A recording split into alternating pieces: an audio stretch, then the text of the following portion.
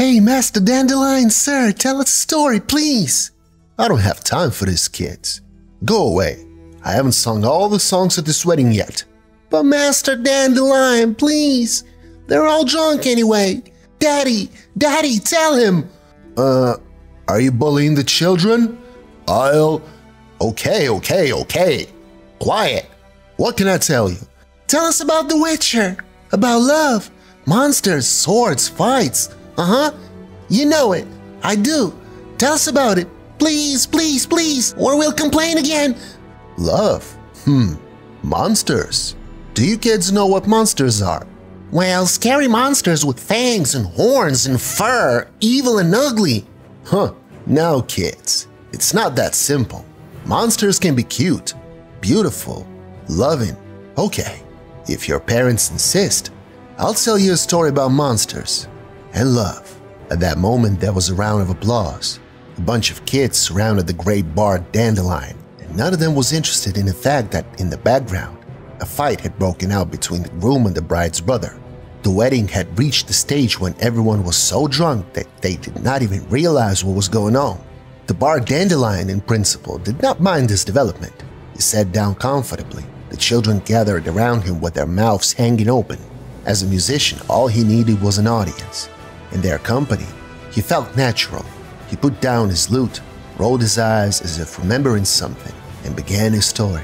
By the way, this is the Old Witcher channel, and we thank our patrons. Without your support, the videos on our channel will be released a lot less often. And here we go with the story. This adventure began on a highway. The Witcher Geralt of Rivia was riding his faithful Roach, swallowing the dust of the long road, when suddenly he noticed something. Dots in the sky. Several small dots circling nearby. No one else would have noticed them, but a witch's senses work perfectly in such cases. Geralt stepped off the path. A deep forest lay before him. He had to move quietly. A few minutes and he was there. Alarmed by the intruder, the birds soared upward. Before the Witcher there was a spacious glade. At other times it could be called beautiful, but on that day the whole view was spoiled by the corpses of people, and the wolves that sniffed the flesh and slowly gnawed it off the human bodies. The first corpse at the edge of the clearing was a woman in a blue dress and a cute little jacket. Her face, neck and chest had been gnawed. Wolves and scavenger birds knew their job. A little farther away lay the body of a man, also mutilated by beasts. Nevertheless, hiding the true cause of death from the Witcher was not so easy. After examining the body, Geralt realized that the man had not died from the beast's attack. But who was the killer? The Witcher returned to the woman's corpse, wrapped his arms around her, looked at her naked neck, and shuddered. Among the other bites of predators, the imprints of teeth, unlike any other, stood out clearly. Could it be the mark of the real killer? The Witcher shook his head. He wouldn't find anything else here. He moved toward Roach, checked the second sword that was tied to the saddle on her side. The faithful horse, stupefied by the Xe sign, waited for him motionless. Predators did not bother the animal, the Witcher's only companion. He spoke to her, told her his thoughts. Roach always kept secrets. Well, Roach, we're taking a roundabout route.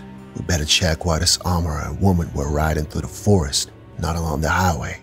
If we pass by ignoring such incidents, we won't ever earn enough for our oats, will we? The mare obediently moved forward across the heath, carefully sidestepping hollows. There were only trees and a faint path leading off into the distance. The Witcher followed it. He was prepared for the fact that he would not meet anything interesting on the way. But suddenly, a red tiled tower popped out from behind another bend, right in the middle of the forest. Like a fairy tale, Roach suddenly stopped, and when Geralt pulled her up, she just bucked and neighed. She didn't want to move forward. The Witcher smiled. He strengthened the Xe sign placed on the animal and continued on his way. In an instant, he jumped to the ground, took Roach by the bridle and walked a little faster. When he reached the stone fence behind which the strange tower was hidden, he suddenly froze in place. He felt someone's eyes on his back. Slowly he turned around and saw on the slope he had just left a pale young lady in a white tight-fitting dress. Slim, black-haired, with huge almond-shaped eyes. She smiled quietly at first, then suddenly she turned and ran away, out of sight, as if she never existed. Quickly, and without making a sound, only the faint rustle of leaves accompanied her. The Witcher exhaled. Again he soothed Roach with Axii and moved along the fence.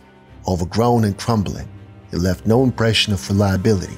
Neither did the rusted gate, which suddenly swung open as soon as the Witcher touched it.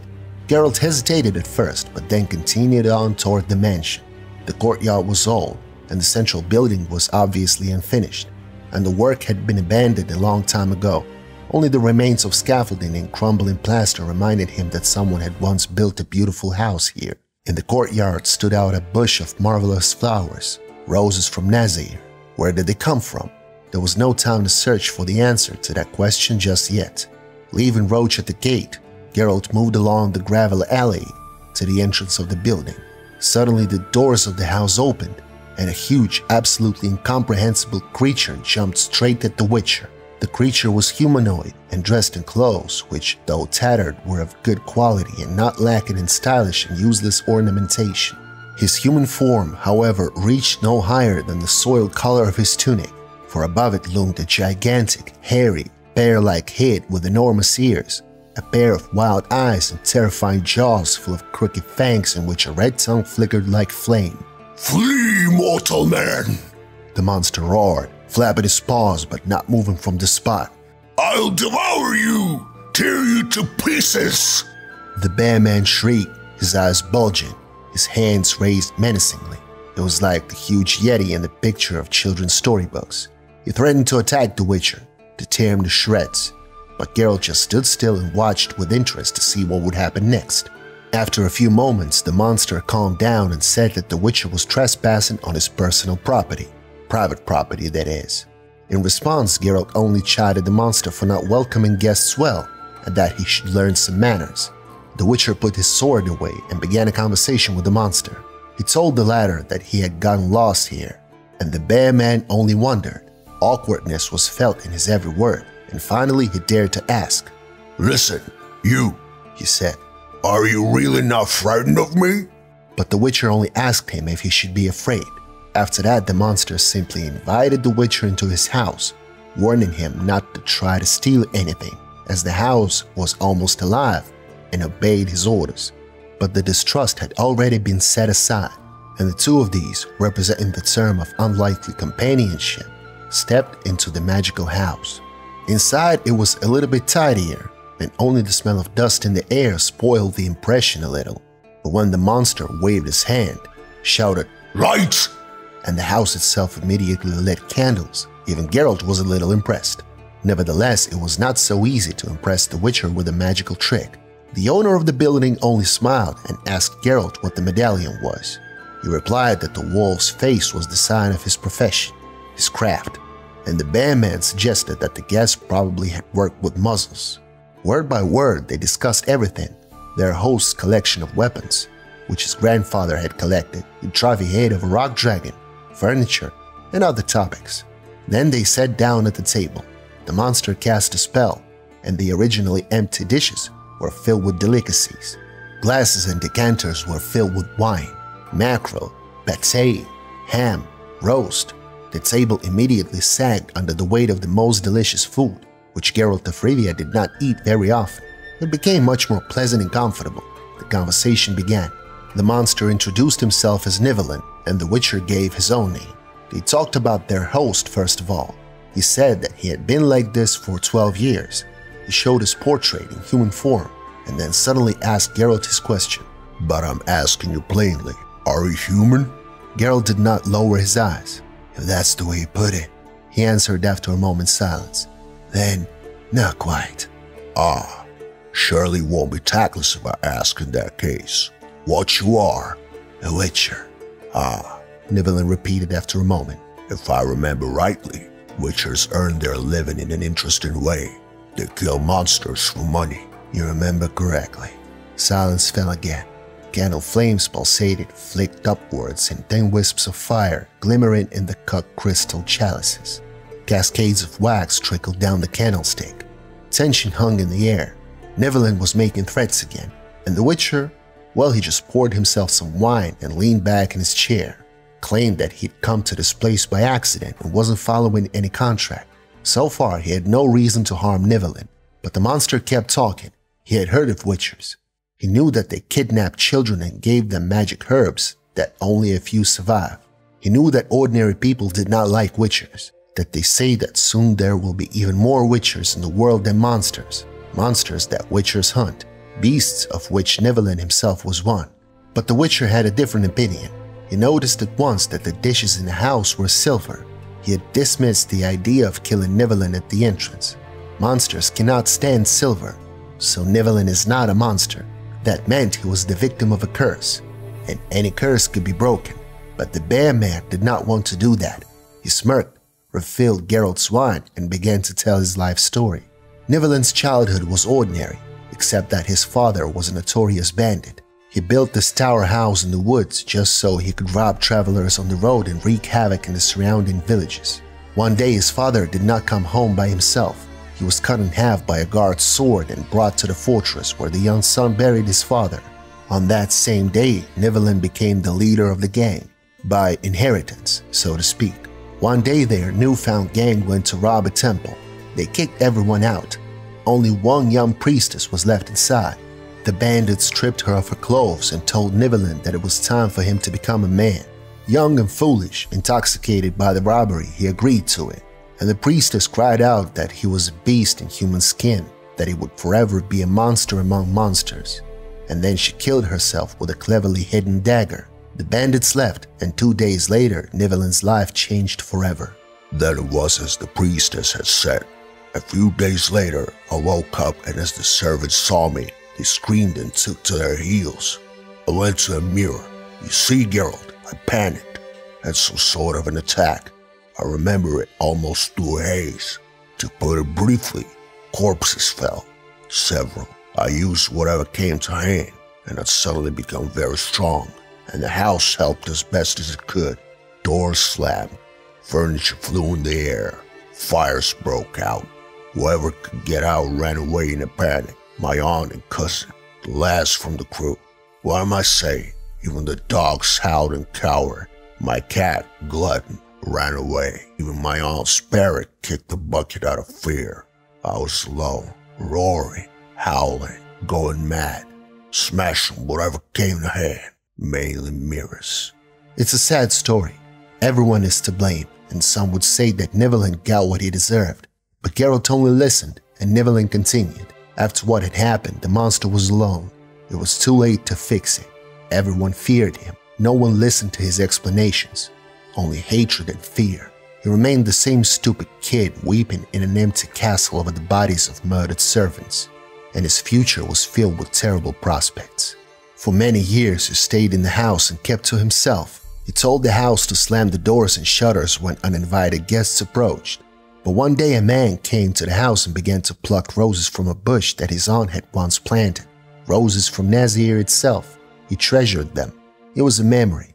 Nivellen got angry, jumped out into the yard, scared the man half to death.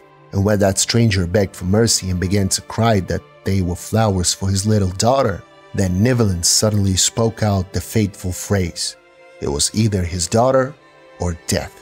He remembered the fairy tales where kissing a princess turns a monster into a man. This was his chance, but the man only cried harder. His daughter was only 8 years old. Where could she go? At that moment, Nivellen felt sad. All the rage was gone, and all that was left was hopelessness. He took the uninvited guest into the house, gave him food and drink, and even gave him some of the jewelry, some of which his father had once stolen. Then they were able to speak. Negotiate, so to say. For such a fee of sorts, the merchant suddenly agreed to give Nivellen his daughter for a year of cohabitation. What if he could really be helped by the girl's presence? She had fits at the sight of me for a while. She really thought I'd eat her. But after a month, we were eating at the same table, chatting and going for long walks. She was kind and remarkably smart, and I get tongue-tied when I talked to her. You see, Geralt, I was always shy with girls, always made a laughing stock of myself, even with wenches from the cowship with dung up to their knees. Girls, the lads from the crew turned over this way and that at will. Even they made fun of him, to say nothing of having a maul like this.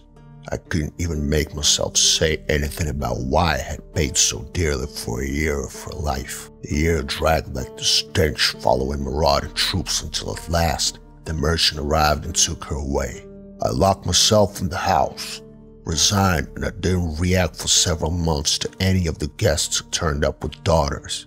But after a year spent with company, I realized how hard it was to live without anyone to talk to. After this thing happened, he began to receive guests. Different fathers brought him their daughters for a year, and in return he would give them some of his treasure. He made a great many lady friends, for he himself was kind-hearted, and day by day Neverland's desire to become human again was going away. He was now a fearsome and respected monster, a lord of treasure, and he loved it. There was nothing left of the formerly insecure and wimpy boy Neverland. In the end, he accepted it, accepted his fate, and there were quite a few advantages to this position. He was no longer afraid of anyone. He felt happy. He never hurt the ladies. They went to him as princesses, slept on feather beds, and did not take anything heavier than a fan in their hands. Their parents were happy with the gold he gave them, but not too long ago it all came to an end. At some point, fathers and mothers traveling to Neverland with their daughters began to go missing, all because Neverland no longer lived alone. He himself never harmed anyone, but as for that lady, the one with the big eyes who ran away when the witches saw her, it seemed she had stayed with Neverland, and it seemed she did not tolerate competition. No, she was no ordinary girl. Geralt knew that. Neverland knew it too. The conversation got to a touchy subject. The monster had clearly hinted that it was time for the Witcher to leave. It had been very dangerous in these woods at night lately. The Witcher, however, was not too keen on that. There was something wrong with the story, and it needed to be sorted out. Geralt asked Neverland if he needed his help, but the monster answered only that the Witcher could not help him. He told him that he was having nightmares, lately especially creepy ones, that he was unsure of the future, that only a mysterious girl might save him from loneliness. And she did just that. Looks like the time when Neverland liked being a monster came to an end. Geralt knew for sure that he could not break the spell of that violated priestess, that no one alive today could undo such a powerful curse. So he took his leave. In the courtyard, Neverland stroked Roach. The horse did not resist. Horses and all animals for some reason loved this monster. Then the half-beast told him that the girl he lived with was called Verena. He said they loved each other. The Witcher smirked in response. "You know you're a Verena," he said. "It's probably a Rusalka." I suspected as much. Slim, dark. She rarely speaks, and in a language I don't know. She doesn't eat human food. She disappears into the forest for days on end and comes back. Is that typical? More or less. The Witcher tightened Roach's girth strap.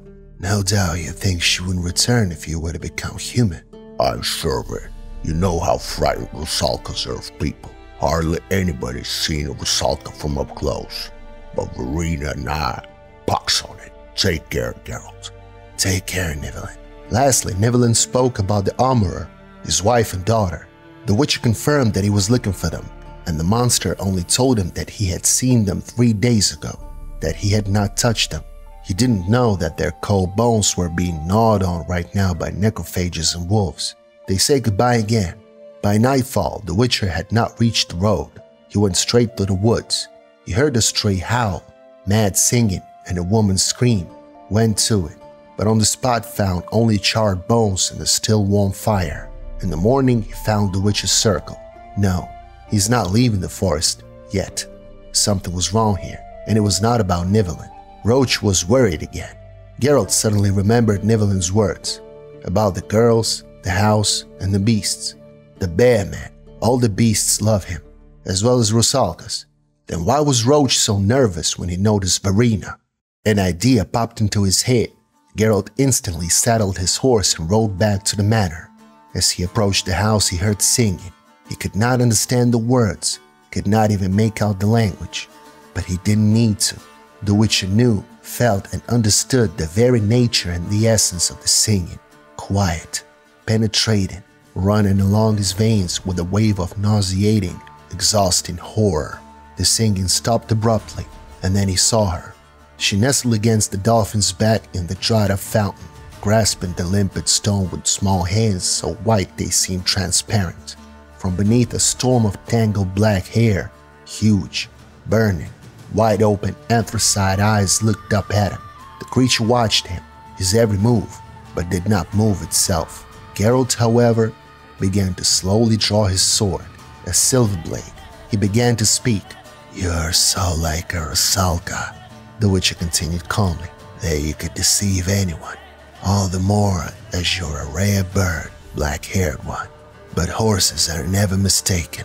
They recognize creatures like you instinctively and perfectly. What are you? I think you're a mullah, or an alp. An ordinary vampire could not come out in the sun." The corners of the pale lips quivered and turned up a little. "Nivellen attracted you with that shape of his, didn't he? You evoked his dreams.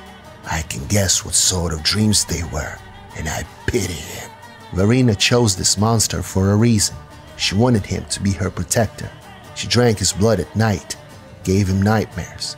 She wanted to drive him mad so that he would really become a monster, so he could kill for her. But Nivellen would not give in. The magic that turned him into a monster protected him from such influences. But Verena succeeded in another way. Nivellen had fallen in love with her, and now his house was her house too. She had become the mistress, and this shelter, it could already protect her on its own, even if Nivellen did not want it to. No, she's not a mullah. She's neither an alp. She's a Bruxa. Geralt said it and rushed with the sword in hand to attack. But he didn't even make it to Verena. She rose into the air and let out such an audible wave of screeching that it knocked the Witcher to the ground. She had transformed into her true form, could attack at full strength, and that is what she did.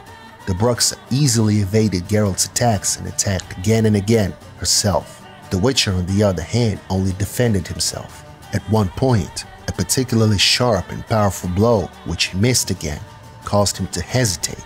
At that same moment, the Bruxa tore his cheek with her claws. Once again the sword swung and again missed. The Bruxa flew sharply back to the Dolphin Fountain. Again she screamed shrilly, transforming into her female form. The Witcher's head was splitting with pain, but he didn't stop. He kept moving forward, and when Verena attacked again, Geralt gave a dodge and a half turn, then struck sharply. The wailing Bruxa was morphing on the Dolphin's back. On a white dress slightly above her left breast, a red stain was visible beneath a slash no longer than a little finger. The Witcher ground his teeth. The cut, which should have sundered the beast in two, had been nothing but a scratch. "Shout, vampire," he growled, wiping the blood from his cheek. "Scream your guts out, lose your strength, and then I'll slash your pretty little head off." You will be the first to grow weak, sorcerer. I will kill you." The Bruxa's lips did not move, but the Witcher heard the words clearly. They resounded in his mind, echoing and reverberating as if underwater. They went at each other again. "I'll kill you. I'll kill you. I'll kill you," the Witcher heard in his head, when suddenly Nivellen ran out of the house with a thunderous cry of, "Verena!" The Bruxa paid no attention and attacked again. She knocked Geralt to the ground with a shriek and rushed towards him to finish him off. But Nivellen suddenly lunged at her himself. He tried to grab the vampire. Verena, however, continued to ignore him. Again and again attacked only Geralt, and when the Witcher once again helplessly flew aside, Nivellen's scream literally shook the crowns of the trees. "Verena!" he called out. The Bruxa turned around, stopped only for a moment, and in that same second, he thrust a 3-meter stake into her body. She didn't scream, she just sighed. The Witcher, hearing that sound, trembled, and so they stood there, Nivellen holding the stake with both hands, the end of which he clutched under his arm, and the Bruxa, like a white butterfly on a big needle, at the other end of the stake, also grasping it with both hands. The Bruxa howled again, pressed down on the stake. Nivellen backed away, but she continued. The blood trickled down the stake, and a bloody stain spread across the Bruxa's chest. Geralt stood, but fascinated by the scene, still could not make himself act. He heard words resounding dully within his skull, as if echoing around a cold, damp dungeon. Mine or nobody's. I love you, love you. She strung herself on the stake, and Nivellen held on and trembled. She got to him that way, grabbed his head, bent over his neck, still impaled on the stake. It was only at that moment that Geralt seemed to wake up. He jumped up, a few steps, sword drawn, a slash. The silver sizzled. The head fell onto the gravel. There are fewer and fewer monsters. And I, what am I? Who's shouting? The birds? The woman in a sheepskin jacket and blue dress? The roses from Nazir? How quiet, how empty, what emptiness within me. Nivellen, curled up in a bundle, sheltering his head in his arms and shaking with twitches and shivers, was lying in the nettles by the manor wall. Get up, said the Witcher. A young, handsome, well-built man with white skin, lying against the wall, raised his head, looked around with a blank stare. He rubbed his eyes with his fingers. The curse had been broken. He had become human. Nivellen had been freed. Now he would no longer be a monster. He didn't look at the corpse of his beloved. He couldn't physically look over there. Just stood up and walked. Something in his heart broke off in that instant. Something that people call love burst into flames. Love, when it destroys and ruins, you have to give it up in time. Otherwise, you burn in its flames. They stood there for a while, trying to catch their breath. Then they left with the Witcher. It was over. There was silence. By the end of the story, not only children had gathered around the bar Dandelion, women, men, and even the last of the drunks. Some shed a tear. The fight was long over. So was the wedding. Somewhere at one of the tables, the bride and groom were kissing. In the far corner, someone was having real fun with a ravenous lady. And Dandelion never spoke another word. The story was over. Who were the monsters? And what was love? Dandelion pondered over these questions. Even in his long years of adventurous life, he had never found an answer to them. And that is all for today. Press the like button if you liked this video and subscribe to our channel. Click the bell to not miss any of our videos. You have just seen the first installment of our new section on the Witcher universe. Here we will tell you interesting stories from the life of the famous Geralt of Rivia. It doesn't matter where they are described and told, in books or the CD Projekt Red studio works. We will tell you everything that we haven't told you before. Stories that don't affect the global part of the plot, but those which make the life of the Witcher Geralt of Rivia so interesting. They will all be here. Well, what do you guys think of this format? Any suggestions? Do write in the comments what you guys want to hear about next time. Also support our work on Patreon and with the direct sponsored subscription here on YouTube. Huge thanks again to our patrons. Thank you guys. Your support is incredibly motivating and helps the channel grow. Anyways, see you soon when the old Witcher speaks once more.